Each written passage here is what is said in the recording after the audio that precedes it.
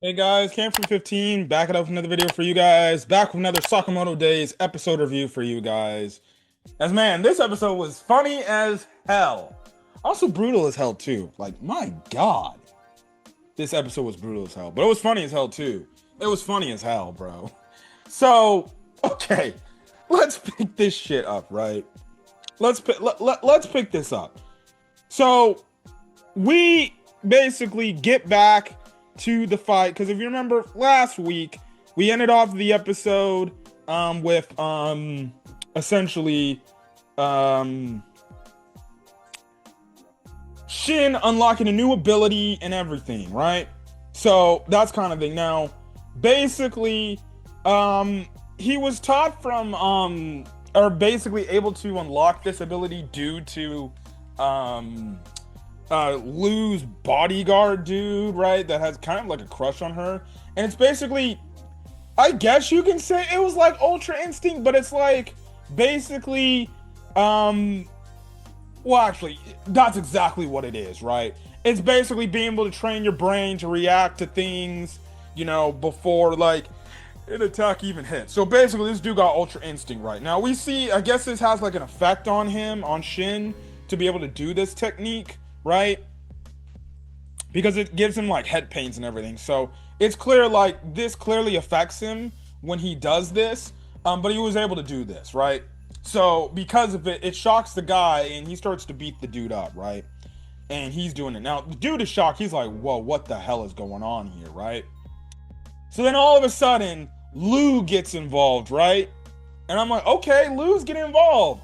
So she ends up taking off her like, I guess her black like hair, ball holder thing that forms her hair into a little bit of a freaking knot, right? She takes that off and my goodness, she lets all the hair out. She looked kind of fine there. Like, hey man, Lu Xiaotang is kind of fine, right?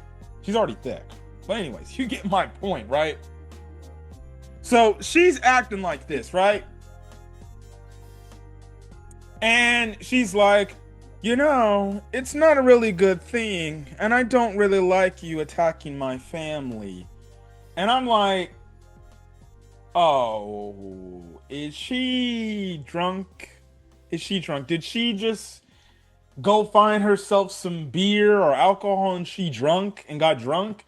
Because we know from season one in that fight, she got punch drunk and she kicked that woman's ass, right? Ninja, she ain't drunk, right? Well, she is drunk. And Shin was like, well, is she happy drunk? Is she sad drunk? Is she mad drunk? Nah. This girl is quote unquote. I don't know. I don't think this is actual drunk, but quote unquote, coming from Shin, said she was Mafia drunk. I don't know what the fuck that's supposed to mean. But mind you, I'm guessing she just turns into a Mafia member, right? A boss member, right? And she don't play games. But she called Mafia drunk. Now, how did she get drunk, right? This woman straight up drank ethanol. For people who don't know, that's like a gaseous, like type of, a gaseous like type of ingredient or sub, whatever. It's something that you basically put in your fucking car, from what I know. Ethanol. This girl drunk ethanol. Now, why is she not dead? I have no clue.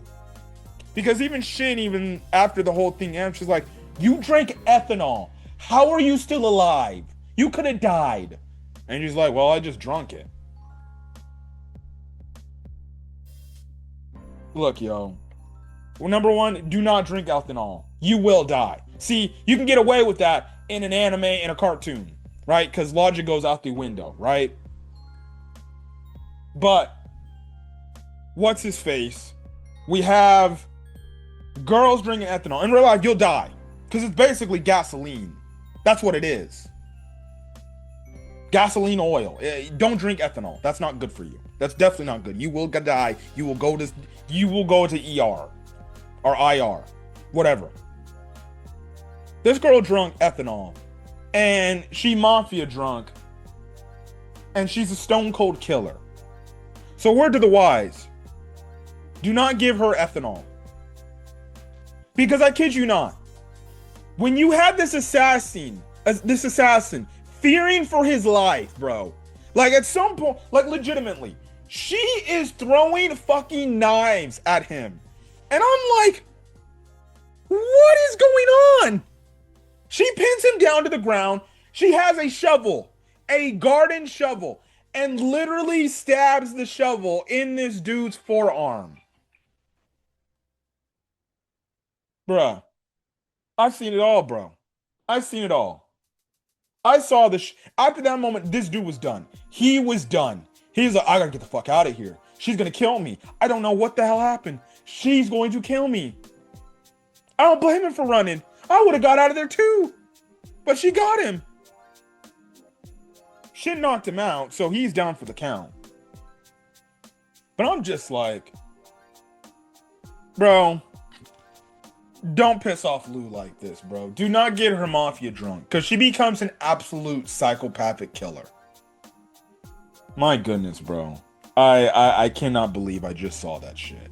I saw that shit. So, mind you, poor man gets up, right? Poor man gets up. They're unconscious because they're knocked out with the incident that shit happened, right? So, he runs away, right? And basically, he goes in this taxi car. He's like, yo, I got to get the fuck out of here. I got to get the fuck out of here, right? And he's like, I'm be a good boy. I won't do the assassin stuff no more. He gets in this taxi car, right? And this police officer car, he's like, dude, just take me to the fucking airport. I don't care. Take me to the airport. Get me the fuck out of here. He turns around. This guy's talking. He got freaking a lockjaw looking like he's freaking the first villain in One Piece, right? That Luffy defeated after saving Kobe. And I'm just like, who is this guy?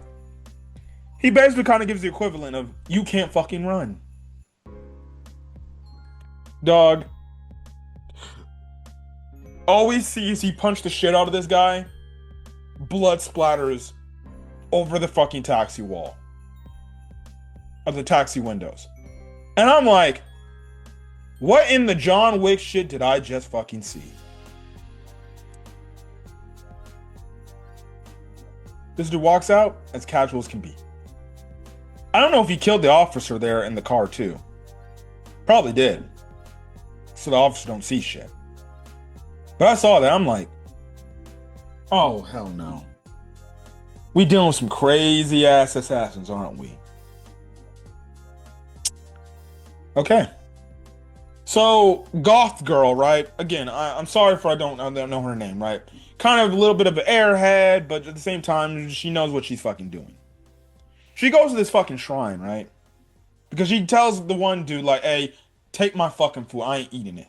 And he's like, why are you making me eat this shit? I ain't gonna eat all this, but I know you did this for a reason. She goes, right, to the shrine. So we see she has a fight with the lady with the spikes. Because you remember from last week's episode, right? You remember. This woman hugged somebody and legitimately spiked them and killed them. So Spiky, right over here, she attacks girl. Funny enough, girl's like, well, it's kind of like how she's an echidna. Personally, if you said porcupine would be better. But I guess in a weird way, echidnas can also be like porcupines. Could have also said hedgehog too, because they got spikes too. But could have said porcupine. I don't know why she thought echidna. But anyways, you get this crazy ass fight. So our goth girl, right? She is kicking this girl's ass, bro.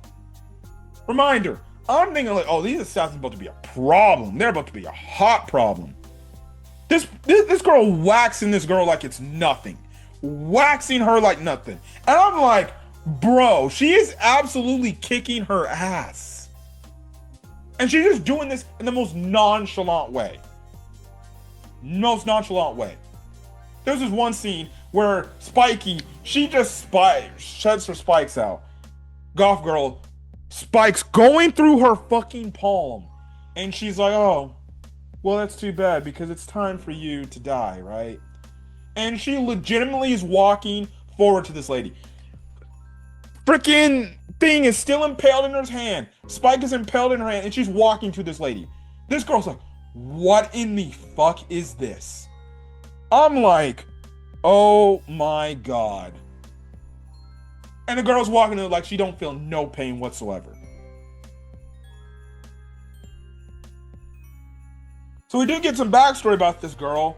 She wants to love things, right? It's clear she wants to love things, but because of her ability, she can't. So it's like as every time she tried to hug somebody and love somebody, she ended up killing them, mostly because of her spikes.